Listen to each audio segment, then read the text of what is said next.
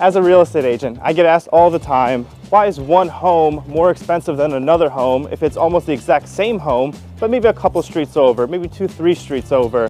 I get asked this question in the city, in the suburbs. It doesn't really matter where the home is located. This tends to be a trend throughout all of America, all of the world, really, that it could be the same home, but if it's on a different block, it's on a different street, it definitely has a different perception.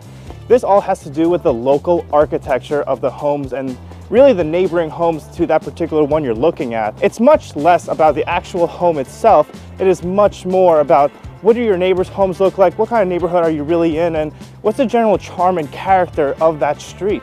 Let's take, for example, two identical homes, same bedroom, same bathroom, same condition, almost identical layouts, but on two different streets. One street looks like this, covered in townhouses, brownstones, beautiful uniform architecture, but on another street, you get a home that's maybe not as uniform in the architecture. Your neighbor's house is different than your house. It's a different color. It has vinyl siding, whatever it might be.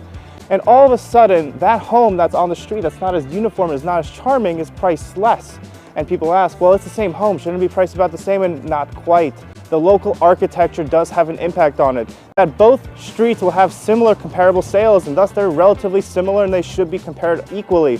But the local architecture is what's really going to play a big factor into all of this. The demand is what's going to determine that price, and the demand, they want your neighbors' houses to look just as beautiful as yours, because ultimately they're buying not just the home, they're buying the neighborhood and the street. So when it comes to pricing your own home, or when it comes to pricing out the home that you're looking to purchase, maybe you want to negotiate the seller down because you think it's overpriced, or if you're the seller, maybe you want to get a little bit of a premium for that home.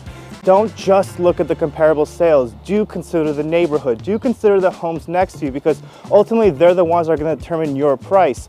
I always tell my clients, make sure that you're being realistic with the market and understanding the demand of the market, because it's not just going to be the home itself that sells. There's going to be so many other facets to that decision for buyers, and you want to consider all of those, because if you overlist a home because your neighbors' homes aren't as pretty and so the demand isn't picking up on it, and you sit on the market longer than you need to, well, you're probably going to sell it for less than you should have just because it sat on the market because you overpriced it just a bit. And if your home is really nice in a beautiful street with awesome local neighbors, price it maybe even to a slight premium. You'd be surprised how much buyers will value that charm and character of your local street. So do please subscribe to the channel, ask me questions, reach out on the comments, let me know what you want to hear about. I'm always happy to help people throughout New Jersey, New York, America, whatever it might be, just to give you some local real estate tips and advice. Whether it's the suburbs, the city, brownstones, high rises, colonials, doesn't really matter. There's always something to learn about your real estate decision, whether it's buying or selling. So thank you so much for listening. Talk to you soon.